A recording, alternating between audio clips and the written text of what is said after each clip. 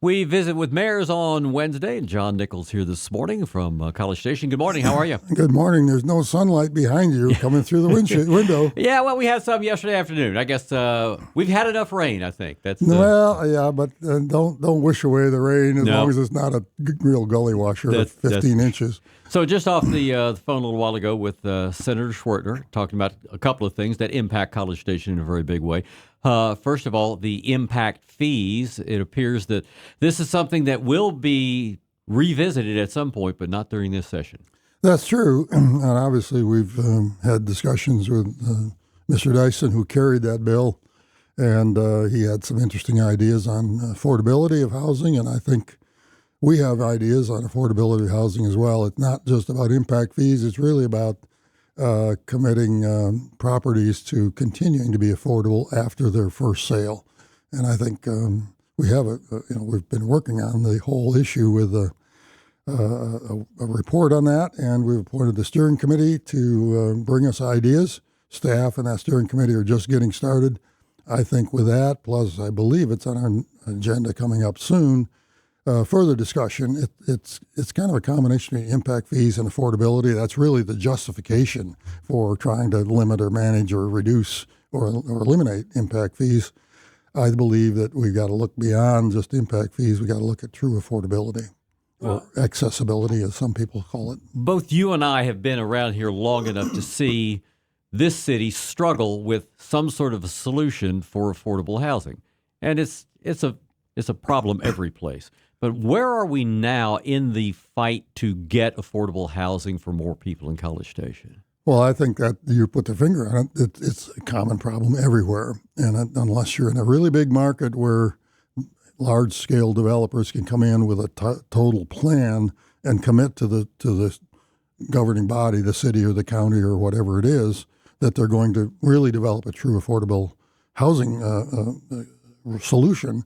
It's not easy in a smaller market like ours. So, College Station went so far as to buy a house. The city bought a house and rehabbed it. Yeah. How did that work out? Is that something that could be replicated? That is just getting started. We initiated that about 6 months to 8 months ago. I believe that's sort of a model of how you might do it. The whole idea is to encourage the development and building of homes that will be sold.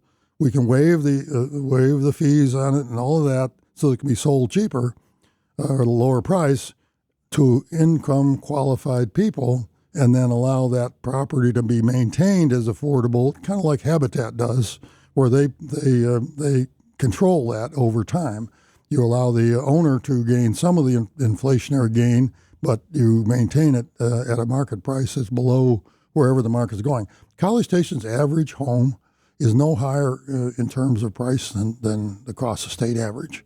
So it's not really that much. Matter of fact, it went down in April. If you noticed in the in the rental, the housing numbers? Housing, yeah, the realtor's information. City of Bryan housing prices went up. So I think there's a closing of the gap. I think land prices are going up all across the county, not just in the city of College Station. But if the city gets into that, then they're trying to find contractors to build these things, all the things that have to be done. That's really an overstep. You can call it overreach, but if you really want to have affordable housing, don't tell me that if you just do away with impact fees, that property will continue to be affordable after the next sale, because that market's going to drive the price. So you got to tie it down to something, and frankly, we'll just create a program that will be offered to developers, and if developers are really concerned about this, we can waive the impact fees. This is obviously something the council's got to discuss. It's just not my idea, and we will discuss it, but they will need to be committed to that over a longer period of time, that some of those properties will continue to be at or below market price because the cost of the impact fees, development fees, parkland development fees, and other things have been waived early on. You need to maintain that differential if you're really going to continue it to be affordable over the longer term. Senator Schwertner also basically said that he said the bill would pass and be signed into law so that no more than 4, as it stands in College Station, will not be legal. Your thoughts? Well, that's true. I understand that they're in the second reading, third reading coming up. There's been discussions of that already. We have initiated a discussion with city staff to come back to us with some parking options. I think there are other ways to maintain the quality of life in some of those really impacted neighborhoods where over-occupancy is a big issue, and driving up cost of housing, land prices, taxes on people who aren't involved in the commercial rental market. So we'll follow some of those guidelines and some of those ideas. So I think coming up probably in the next month or so, we'll hear from staff about a plan that we've asked for that will address some of the limitations on parking in the neighborhood. Actually, a student suggested that's a legal and logical way to go. Has been for years. And if we've got the serious congestion due to over occupancy and driving up land prices in certain areas, then we will have to address it in other ways. If you get the contract worked out, the Brazos Valley Bombers will have a home in College Station at a championship field that is not built yet. I want to start right there. A contingency of this agreement, if it comes to, is that they're ready to play in the 2027 season. Can you tell me that there will be a championship field built at Veterans by 2027? There will be 3 fields built at the Veterans, and I would say one of them will be a championship field. We always planned on that. I know. The fields are going to be built, and these are fields that the city had already committed to build. It allows us to expand our services to senior ball, traveling ball, and Little League, because Little League will benefit from some of the fields that they will now be able to play on that were reserved for other purposes. So I think it's a logical thing. Whether we can make it by 2027, that's the target. Sure, that's the target. That's the target. And city staff knows that's a target. But a council has to cooperate on this. And we've got a committee that was appointed, and we discussed that a couple of weeks ago, that includes representatives of all those groups: Little League, senior ball, traveling clubs.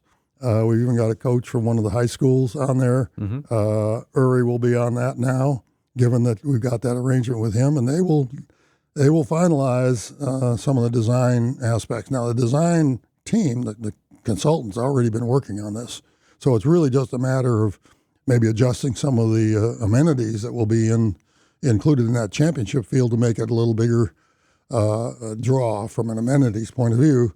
So now we have to negotiate a contract, and I'm just going to say it. I think there are many people in College Station who are uncomfortable with the way this city negotiates contracts, that they don't come out on the better end of the deal.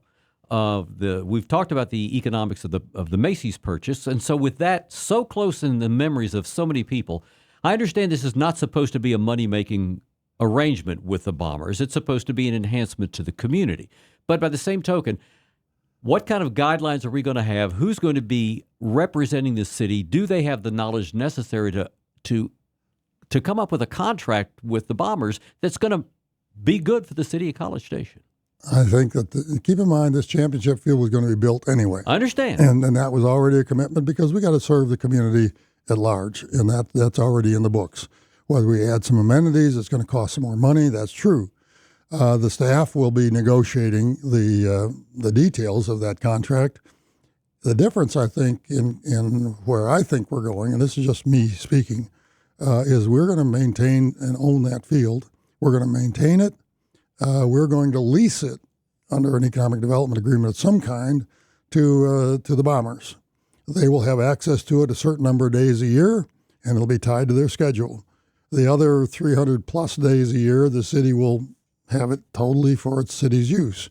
There'll be some coordination of tournaments and things that are going on where you got to have back and forth, but it's rescheduling during the years. But I think it's different than what the city of Bryan has run into over the years, where they lease the building or the property with the idea that the Bombers would add amenities and add capital investment to it. I think probably we shouldn't count on the leasee, the Bombers, to be investing capital in this, other than maybe at the beginning to develop some things. But they'll need revenue as well. They've got to make ends meet. The Bombers are not a free operation. There are costs associated with that. They've got to have income stream coming from that, and that income stream will be a point of discussion, allowing them to generate an income stream, but reserving the ownership and maintenance of the field to the city's standards, and so the city will manage that. Okay. And finally, I know that we talked about streets last Friday. Tonight is a night where people can come in and interact with the city a little bit when it comes to what my street's doing and what I'd like to see my street do. Yeah, there's an event tonight, 6 to 7:30 at City Hall, street maintenance open house. So it really explains the background, and we've had staff do this to council, but this gives a chance for individuals to come in and talk about their area, their street, with staff to find out what is the maintenance schedule and how do you decide that. Right. Anything else this morning? Well, I just want to remind people that we've also got Starlight Music Series going on. This Saturday night is the next performance. It'll, let me see who is going to be. 7 p.m., free parking, the Brown Sugar Band, and evening of rhythm and blues music featuring Dysfunction Junction and the Brown Sugar Band. So a couple of your favorites. A couple of my favorites, but hey, this year we've invested more in each of these programs, but offering less number of programs. So Saturday night is the next one in that schedule. I think it may be the third one. By the way, we had a great turnout for the new College Station photo album, book, a history book, and it's titled "And They Called It College Station," and that is a great gift purchase if you want to buy one.